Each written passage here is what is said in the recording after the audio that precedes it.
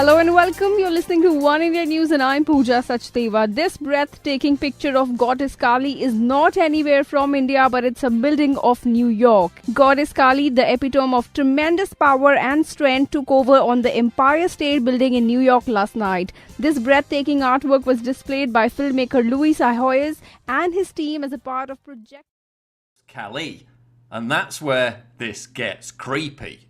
Kali was worshipped by the notorious Thuggee cult back in the 1800s. They performed human sacrifices in order to please her, killing as many as 2 million people, claiming that this was necessary in order to prevent Kali from wiping out humanity.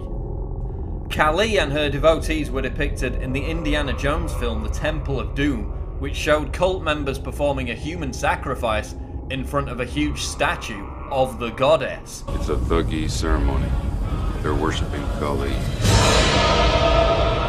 Kali is usually depicted wearing a garland of human heads with enraged red eyes and a lolling tongue, as shown in the Empire State Building projection. So the conspiracy theorists are right in a way. This was a kind of ceremony. It was an homage to Kali.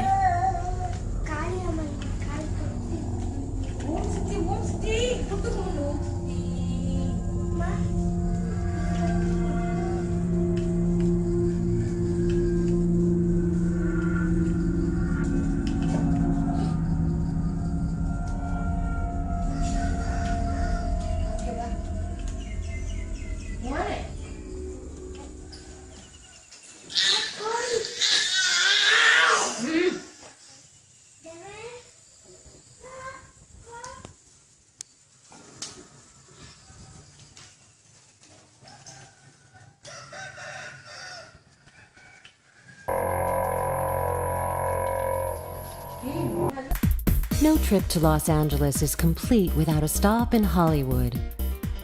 This entertainment mecca is one of the most visited destinations in Los Angeles.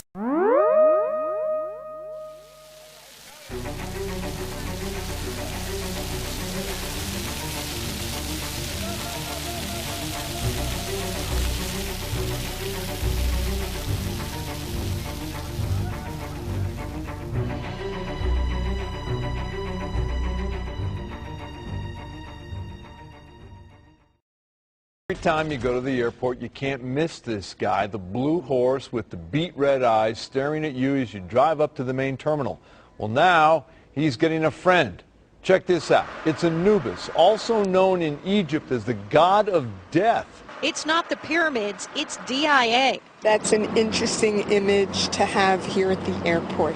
A statue of Anubis, the ancient Egyptian god of the dead. If it's the god of death, I wouldn't exactly be putting it out in front of the airport. For some, I don't like flying to begin with. It's just not very reassuring. It's kind of weird, especially being at an airport, you know, bad voodoo. DIA already has the sculpture of the big blue Mustang with the glowing red eyes. It scared me. I was kind of scared. The statue fell on its creator and killed him, and some affectionately call him Blucifer. What do we call it? A demon? Now this latest edition of artwork could challenge the horse's notoriety. Definitely an odd choice. He may be the god of the dead, but this jackal-headed statue doesn't have glowing red eyes, and lots of travelers were actually really excited to see him. I like it. Museum Mystery, the statue that seems to be turning its back on tourists by itself. Hey y'all, it's David Begnaud. This is Newsbreaker. This is crazy. It's happening at the Manchester Museum in London to this unnamed Egyptian artifact that had been placed in a tomb around 1800 BC. CNN reports museum officials noticed at different times of the day the statue would be facing different angles, and by the end of the day it would be facing 180 degrees from where it started. But get this, it's enclosed in glass. Gawker says the time-lapse cameras caught the movement that did in fact show the statue was spinning. Well, there you go. Nimrod rising from destruction, Palmyra Arch. It's in plain sight really, isn't it? What it's all about. London and New York Arch, Palmyra. This is how Palmyra looked as ISIL took control the Triumphal Arch before the group destroyed it. Today, the 2,000-year-old arch from the Temple of Bel looks like this. Baal is the same as Bel, Belus or Baal-Hamon, and he was the supreme male divinity worshipped by the Chaldeans, Phoenicians and Canaanites. The priests of Baal would beat drums during the ritual sacrifice in order to drown out the cries of the grieving mothers. Baal was also known as the Ancient One, the Ancient of Days, Rider of the Clouds, the Mighty One, the Hero, the Exalted One, the Prince and Lord of the Earth. Baal was originally a sun god. Among the Assyrians, by some system of sacred matters, both Saturn and Sol, that is the sun, are called Bel. Baal's usual designation was god of thunderstorms, agriculture, and the Lord of Heaven. Baal was also representative of the sun, fertility, and human sacrifice. It is doubtless the early Punic colonists brought their tradition of sacrificing children to Baal shortly after their arrival. And Saturn was the Moloch of the Jewish scripture. Kivon or Gion is the planet Saturn, Baal also is Saturn, and thus Kivon is Baal. Child sacrifice remained a common practice. Offerings were then given to Saturn instead of the former Baal-Hamon. El and Baal are often associated with the bull in Ugaritic texts, as a symbol both of strength and fertility. They have also built the high places of Baal, to burn their sons with fire for burnt offerings unto Baal, Jeremiah 19:5. It seems Baal was later demonized as... Crowds mobbed temples all over India to see Ganesh, the elephant god credited with bringing prosperity, drinking milk. On September 21, 1995, a Hindu worshipper at a temple in South New Delhi made an offering of milk to a statue of the Hindu idol Ganesh. When a spoonful of milk was held up to the trunk of the statue, the liquid disappeared, apparently taken in by the idol. Hindu temples across the world successfully replicated the phenomenon, including the Vishnu Mandir Temple at Yonge Street and Highway 7 in Richmond Hill. Thousands of Hindu believers in York Region flocked to the Richmond Hill Temple in September 1995 to witness the miracle be recreated.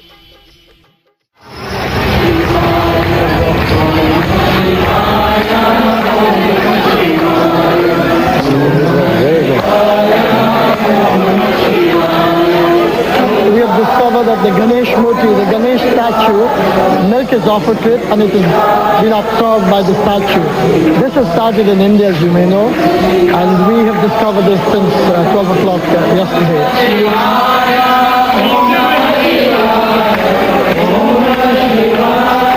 Through our belief, we feel that it is a reassurance to devotees of God that there is a God.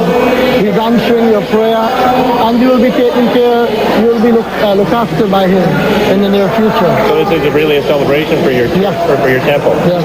I have a statue about 12 inches of black stone Ganeshji. Idol worship has been a part of human history since man learned the art of wood carving, stone cutting, and metal working. The phenomenon of idol worship is found on every continent in many diverse cultures, both ancient and modern. But why? Many religious teachings surrounding idols describe them as mere physical objects that represent extra-dimensional entities or the attributes of their otherworldly power. Some of the earliest human cultures believed that these objects could be inhabited and possessed by their gods. The Bible also has many passages that confirm this ancient worldview, except instead of referring to the power behind these idols as gods, the Bible refers to them as demons and fallen angels. In the book of Psalms, the Bible talks about idols having been inspired by fallen angels who had fallen from heaven. Idols are an essential part of many occult practices. The veneration of these deities is observed through prayer offerings and sacrifice. These offerings are designed to grant worshippers favor with their God.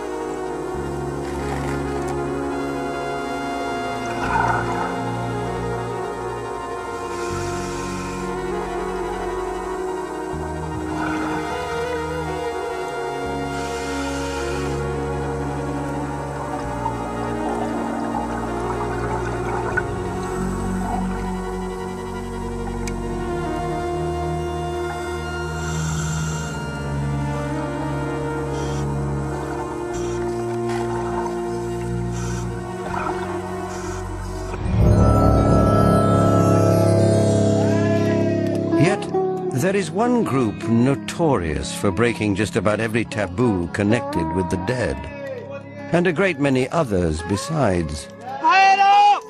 They're a small Hindu sect called the Aghoris, and they do it all in the name of God. They drink urine, the stool they put in their foods. They eat the flesh of the dead. They have their own kind of worship. They sit on the dead, they eat the dead, they drink alcohol, but this is their belief. The Aghoris worship the god Shiva in cremation grounds along the Ganges River, using human bones and skulls in their rituals. In defiance of Orthodox Hinduism, they embrace what is considered most impure, including dead bodies. Why would a religious sect perform such bizarre rituals? Now a story about one of America's most prestigious universities, a well-known family, and a legendary American Indian leader. It's a story about secrets and bones and maybe about grave robbery. It's an 85-year-old riddle, and the solution may be hidden in the windowless headquarters of a mysterious society. The secretive Skull and Bones Society was founded at Yale University in 1832, and its members have included the elite of the elite. President Bush is a third-generation bonesman. He follows his father, former President Bush, and his grandfather, former Senator Prescott Bush. That's where the story really gets interesting. Many years ago, it's said Prescott Bush and other bonesmen dug up the grave of the legendary Apache leader Geronimo in Fort Sill, Oklahoma. Historian Mark Wortman is the author of a new book about Yale men who served in the Air Corps during World War I. While he was doing his research, he uncovered a 1918 letter from a bonesman that suggests the Geronimo story is more than just legend. I found it and said, this is amazing. This is quite stunning to see this. It was laid out so clearly in straightforward language, saying we've got Geronimo's skull, femurs, and horse tack, and we've brought it back to the tomb, as they call it, in New Haven. Located on the Yale campus, the tomb is the windowless sanctum of Skull and Bones. Although the rituals conducted inside are shrouded in secrecy, it's said that to this very day, new members must kiss a skull during initiation rites. Are they kissing the skull of Geronimo? Yale University is 300 years old this year, and were you to visit its campus, you would see that it still has exotic clubhouses, which look like tombs where Yale's legendary secret societies meet. The rituals are still a secret. And so when we heard that some enterprising characters had managed to spy on the famous Skull and Bones Society, well, we couldn't resist. Here's ABC's Dan Harris. The videotape provides a grainy glimpse into what appear to be the initiation rituals of a secret society that's been around since 1832, whose members have gone on to be leaders of Wall Street and the White House, the Senate and the Supreme Court. They're sort of trying to scare the initiates, make them, disorient them, frighten them. New York Observer investigative reporter Ron Rosenbaum accompanied a team of Yale students who shot these pictures 9 days ago. Rosenbaum's curiosity about Skull and Bones was permanently piqued when, as a classmate of George W. Bush, he lived right next to the tomb, the group's heavily fortified home. From their perch, Rosenbaum and his cohorts taped the tomb's courtyard. What they captured, they say, was initiates, known as neophytes, being forced to kiss a skull, then members performing a mock killing. It may look like your average fraternity nonsense, but Rosenbaum says it's not. Even though it may seem silly to us, it seems to mean something to them, and you can't argue with the success of Skull and Bones. True.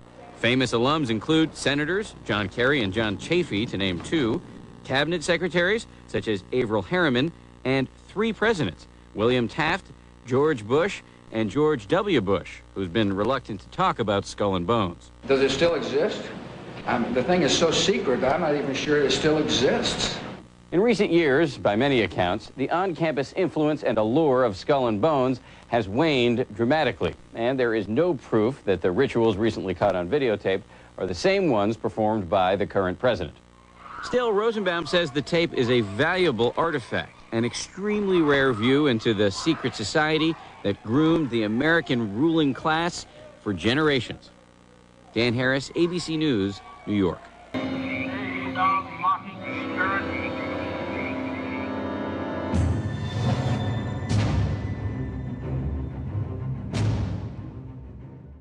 There are three major icons used in the cremation of care ritual.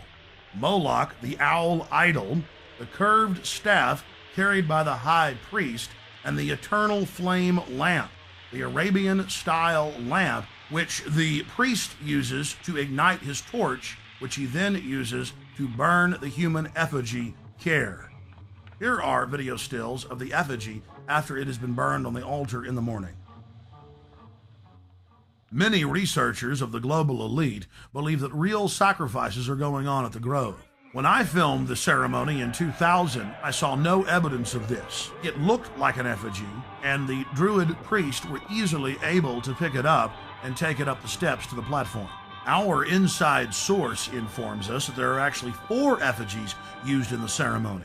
One brought in on the back of the wagon, another that's used behind the trees, another that's brought across by the Grim Reaper to the steps of the idol, and still another effigy that is placed on a black altar before Moloch, the demon god, and burned.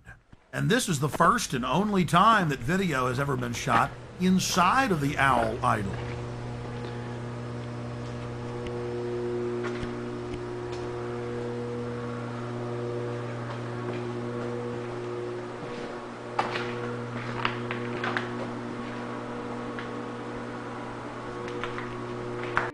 In studying worldwide occult networks, in modern times and throughout history, we always run into the same data. Compartmentalized pyramidal structures with a bunch of well-meaning dupes at the bottom, managers in the central areas, and Luciferian death cult adherents at the top. In India, it is Kali. The Mayans and Aztecs' greatest gods were the gods of death.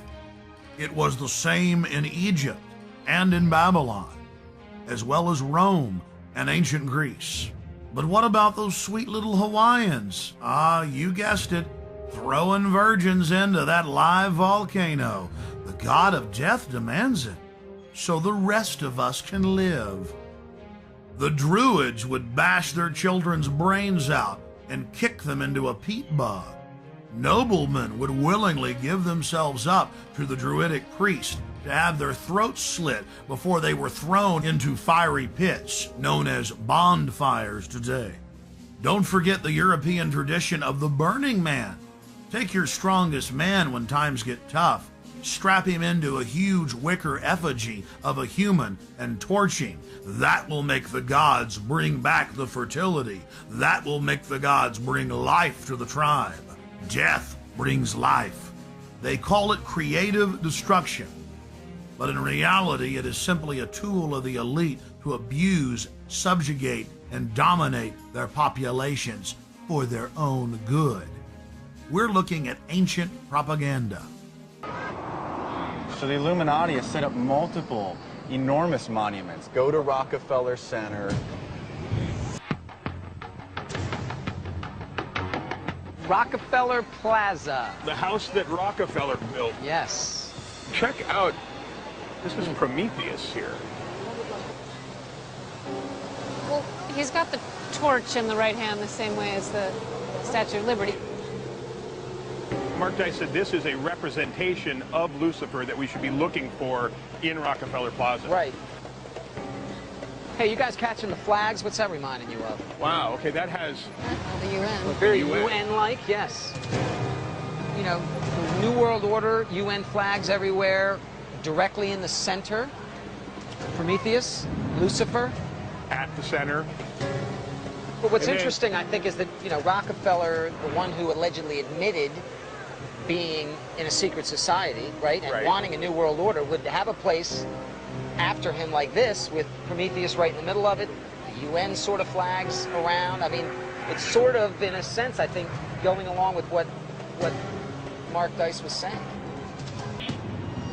Can you tell us a little more about the symbolism in the Statue of Liberty? Absolutely. If you look at the radiant crown, she has these 7 horns sticking out of her head. That's symbolic of the sun, representing enlightenment. Isn't enlightenment a good thing? Enlightenment is a good thing to them. It doesn't represent America. It doesn't represent freedom. It represents Lucifer, Satan. If you want to learn about political power, you must look at the Illuminati. If you're looking into the Illuminati, the Statue of Liberty is just a footnote. The Illuminati identify with Lucifer, and that is their huge idol dedicating this country to him and showing that they rule here. And this is hidden in the Statue of Liberty. Lucifer literally means the light bearer, okay? So for the Statue of Liberty, you have the torch representing light and enlightenment. All of us are looking at it, and it's a symbol of peace and freedom and liberty. Well, I know that this is a little hard to swallow, especially if you're new to this. To say the least. The Illuminati is not only a religious secret society, it's a very powerful men are members of this organization, and they pull the strings from behind the scenes.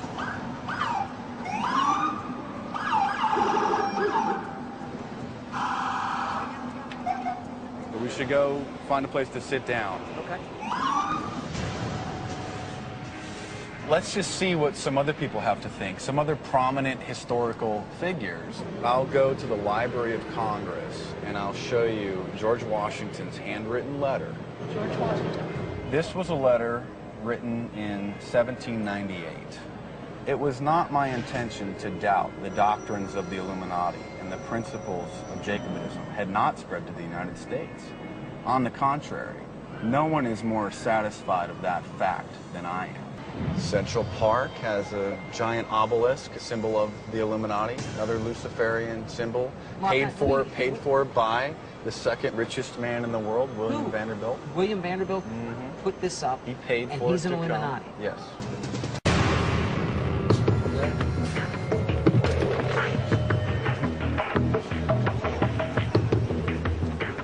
Nice to meet you. My pleasure completely. Thanks for meeting us here. We really appreciate you coming out. We're trying to figure out whether the Statue of Liberty has some sort of hidden meaning, maybe something sinister or nefarious.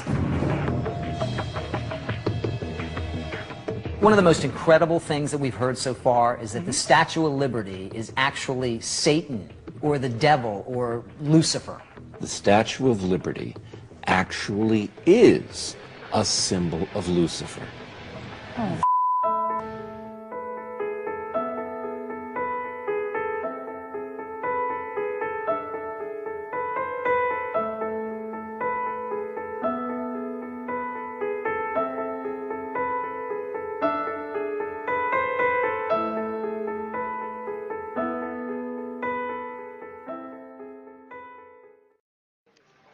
While we were with Ravi, we drove 5 hours to this enormous temple. Ravi had told us that morning that God had shown him a man we were supposed to find. He didn't know his name, just what he looked like. White beard, orange robe, with a turban on his head.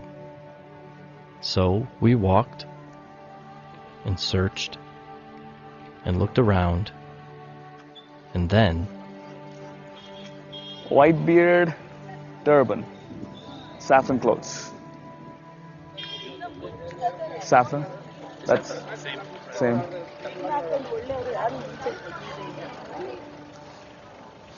There he is. Samuel got him. No freaking way. I couldn't believe what I was seeing. It's one thing to read about this stuff happening in, like, the book of Acts, but it's something else entirely when it's happening right in front of you. Who was this person? Why did God tell us to find him? ಎಷ್ಟು ವರ್ಷದಿಂದ ಸಮಸ್ಯೆ ಆಗ್ತಿದ್ದೀರಾ? ಸಮಸ್ಯೆ ಆಗಿದ್ದೀರಾ? ಎಷ್ಟು ವರ್ಷದಿಂದ? ಬಾಲ್ಯದಿಂದ ನಮ್ಮ ತಂದೆ ತಾಯಿ ನಮಗೇನು ಹಾಲು ಕುಡಿಸಿ ಒಂದು 2 ತಿಂಗಳಿಂದ ಸರ್ 2 ತಿಂಗಳಿಂದನ ಬಿಟ್ಟಿದ್ರೆ ಅವಾಗಿಂದ ನಮ್ಮ ಗುರುಗಳಿಗೆ ನಮ್ಮ ಅರ್ಪಿಸ್ಬಿಟ್ರು ಅಲ್ಲಿ ಹೌದ್ರಿ ಸರ್.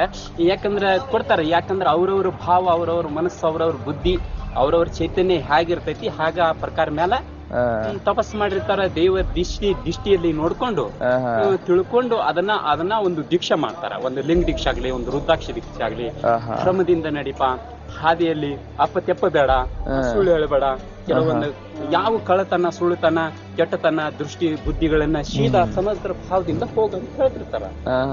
ಆದ್ರೆ ನಾವು ತಿಳ್ಕೊಂಡು ಅದೇ ಭಾವದಿಂದ ಏಕಾಚಿತ್ತ ಜ್ಞಾನ ಸ್ವರೂಪದಿಂದ ಹೋಗ್ಬೇಕು. ಅದೇ ಧರ್ಮವೇ ಧರ್ಮ ರಕ್ಷಣೆ, ಧರ್ಮ ರಕ್ಷಿಸ್ಕೊಂತ ಹೋಗ್ಬೇಕು, ಧರ್ಮನ ಕೆಡ್ಸ್ಕೋಬಾರ್ದು. ಓಕೆ. ಸೊ ನಿಮಗೂ ಬಸವನಿಗೂ ವ್ಯತ್ಯಾಸ ಇದೆ? ಇಲ್ಲ, ಬಸವನವರ ನೀವು ಅದೇ ಲಿಂಗ ಸಮಾಜದಲ್ಲಿದ್ದೀರಾ ಅಥವಾ ಲಿಂಗ ಸಮಾಜ? ನೀವು ಅದೇ ಲಿಂಗ ಸಮಾಜ? ಹೌದಾ? Because a crowd was gathering, the two decided to go to a lower temple for more privacy to talk. Along the way, Ravi explained that this was a Maharishi, which is a guru of gurus, the Hindu equivalent of a bishop. Maharishis are not even allowed to hear the gospel. He should have incited the crowd to stone us. Instead, he wanted to talk more. Why? We found out pretty quick. ಎಲ್ಲ ವೇದ, ಕೆಲವೊಂದು ಜ್ಞಾನ ಅದು ಆಳ್ತಿರ್ತೈತೆ. ಅವರ ಕರ್ಮದಿಂದ ಹೆಂಗಿರ್ತೈತೆ ಆ ಕರ್ಮಕಾಂಡದಿಂದ And he saw me and he didn't know where to meet this fella. No, in a dream. Someone told him to do this. He doesn't know who it is. But then he says, that is right, that's Yesu, that's Jesus. Saw in his dreams.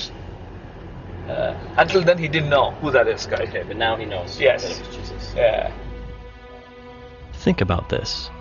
Days ago, this Maharishi has a dream where Jesus appears and tells him to go to this temple on this day, and he shows him a picture of Ravi. At the same time, we've been told by God to go to this temple on this day to find a man with a white beard, saffron robes, and a turban on his head. Needless to say, Ravi now has the Maharishi's undivided attention. ಭಾರಿ ಹೋಲಿಸ್ತಾನೆ. ಆದರೆ ಸುಮ್ಮನೆ ಹೇಳಬೇಡ, ಕೆಟ್ಟಗಳು ಮಾಡಬೇಡ, ಅದು ಮಾಡಬೇಡ, ದೀಕ್ಷೆ ಮಾಡಬೇಡ, ಅದು ಮಾಡಬೇಡ, ಇದು ಮಾಡಬೇಡ ಅಂತಾರೆ. ಆದರೆ ಅದಕ್ಕಿಂತಲೂ ಒಂದು ಶ್ರೇಷ್ಠವಾದ ಮಾರ್ಗ ಇದೆ, ನಮಗೆಲ್ಲರೂ ಗೊತ್ತಿರುವಂಥ ಮಾರ್ಗ, ಎಲ್ಲರೂ ಹುಡುಕುವಂಥ ಮಾರ್ಗ ಅದು ಅಲ್ವಾ? ಆ ಹುಡುಕುವಂಥ ಮಾರ್ಗದಲ್ಲಿ ಇವಾಗ ನಮಗೆ ಫೋನ್ ನಂಬರ್ಸ್ ಇದೆ ಅಲ್ಲ? ನೀವು ನನ್ನ ಮಾತಾಡ್ಬೇಕಂದ್ರೆ ನನ್ನ ನಂಬರ್ ಕೊಟ್ರೆ ನೀವು ನನ್ನ ಜೊತೆ ಮಾತಾಡಕ್ಕೆ ಅಲ್ವಾ? ಇನ್ನೊಂದು ನಂಬರ್ ಕೊಟ್ಟು ನನ್ನ ಜೊತೆ ಮಾಡಕ್ಕೆ ಆತ ರಾಂಗ್ ನಂಬರ್ ಅಂತ ಹೋಗುತ್ತೆ ಅಲ್ವಾ? ಹಂಗೆ ಅಂತ ಒಬ್ರು ದೇವರ ಅಲ್ಲ, ನಾವು ಶಿಷ್ಯತ್ವ ಅಂತೀವಿ, ಏನಂತಾರೆ ಅದನ್ನ ಜ್ಞಾನ ಮಾಡ್ತೀವಿ. ಆದರೆ ನೀವು ನಂಬುವ ಮುಖಾಂತರ, ಆ ದೇವರನ್ನ ನಂಬುವ ಮುಖಾಂತರ ನೀವು ರಕ್ಷಣೆ ಹೊಂದ್ತೀರ, ನೀವು ಇವಾಗ ಮೋಕ್ಷ ಹೊಂದಿರೋ ನಂಬಿಕೆ ಇದೆಯಾ? ಖಂಡಿತ ಅಲ್ಲ. ಮೋಕ್ಷ ಹೊಂದ್ತೀವಿ ಎನ್ನುವಂಥದ್ದು ಎಲ್ಲ ಭಗವಂತನ ಬಿಟ್ಕೊಟ್ಟಿದ್ರು. ಗುರು ದೇವ ಭವ ಆತ್ಮ ಜೀವ ಸತ್ಯ ಎಲ್ಲ ಪರಮಾತ್ಮನ ತಾಯಿ ದೇವಿದು ಎಲ್ಲ ಸರ್ಕ ಭಕ್ತಿ ಭಾವ ನಡೆಯುವಂಥದ್ದು ನಡೆಯುತ್ತೆ. ನಾವು ಸುಮ್ಮನೆ ಪರಮಾತ್ಮ ನಮಗೇನು ಬೇಡ, ನಾವು ಹುಟ್ಟುದು ಸಾವಿರ ಬೇಡ, ಸರಾಣಿನ ಪಾದನ್ನೇ ಇಟ್ಕೋ, ಕರುಣೆ ಮಾಡಿದ್ರೆ ಆ ದೇವರಲ್ಲಿ ಭಕ್ತಿ ಇತ್ತು, ದಯಾಮಯ ಭಕ್ತಿ ಇತ್ತು, ಬೇಡ್ಕೊಂಡಿರ್ತಾರೆ. ಆ ಭಗವಂತ ತನ್ನ ಅಧಿಪತಿಯಲ್ಲಿ ಇಟ್ಟುಬಿಟ್ಟ ನಮ್ಮ ಸ್ಥಾನದಲ್ಲಿ. ಅದಕ್ಕಿಂತ ಒಂದು ಮೇಲೆ ಇದೆ ಅಲ್ವಾ? ಅದಕ್ಕಿಂತ ಒಂದು ಮೇಲೆ ಒಂದು ಮಾರ್ಗ ಇದೆ. ನಾವು ಆ ದೇವರನ್ನ ನಾವು ಪೂಜೆ ಮಾಡೋದಿದ್ರೆ ನೀವು ಹೇಳಿದ ಪ್ರಕಾರ ಒಂದೇ ಅಲ್ವಾ? ನಿಮ್ಗೋಸ್ಕರ ನಾವು ಪ್ರಾರ್ಥನೆ ಮಾಡ್ತೀವಿ, ಪ್ರೇಯರ್ ಮಾಡ್ತೀವಿ. ನೀವು ನಾ ಜನರಿಗೆ ಒಳ್ಳೇದು ಮಾಡಬೇಕು, ನಾ ಜನರ ಶಿಷ್ಯತನ ಮಾಡಬೇಕು ನೀವು. At this point, a Maharishi becomes a Christian, and he, more than anyone, realizes the holy nature of this moment. and he removes his sandals because he is on holy ground. You are staring in the face of a miracle. A man who has searched his whole life for his father finally finds him.